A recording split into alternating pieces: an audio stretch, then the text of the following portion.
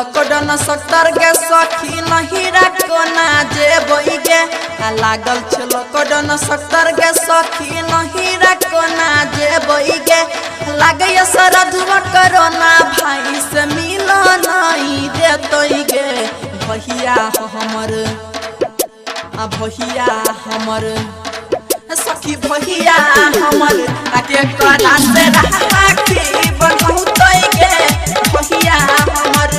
के करा से राखी बनौतई गे भैया हमर लागल छ लॉकडाउन सत्तर के सखी नहीं रखो ना जे बई गे लागल छ लॉकडाउन सत्तर के सखी नहीं रखो ना जे बई गे लागे सरधुआ करोना भाई से मिलो नहीं देतई गे भैया हमर भैया हमर सखी भैया हमर आके करा से राखी बनौतई गे भैया हमर के करा से राखी बनौतई गे भैया हमर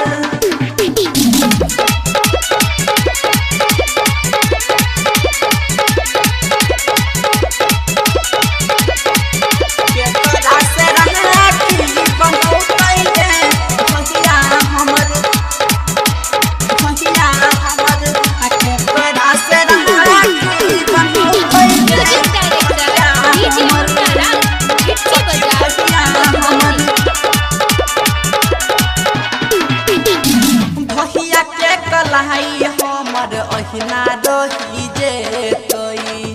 राखी पाबन में भाई बहिन के रुले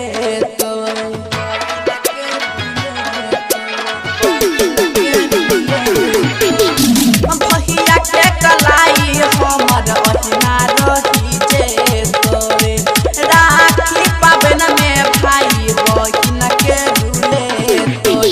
भाई बहिन के होय छै त्योहार राखी कोना पठेबै गे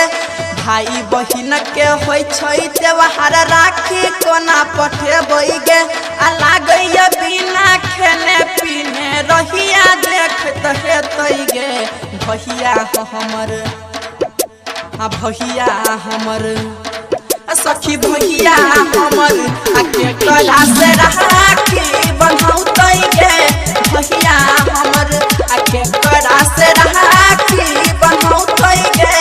भैया हमर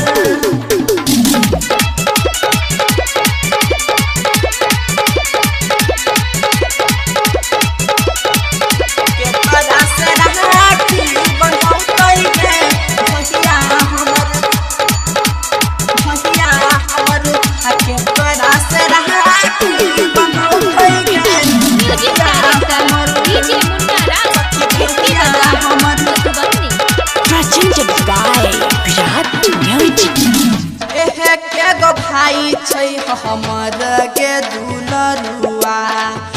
कोना एतै भैया छै असगरुआ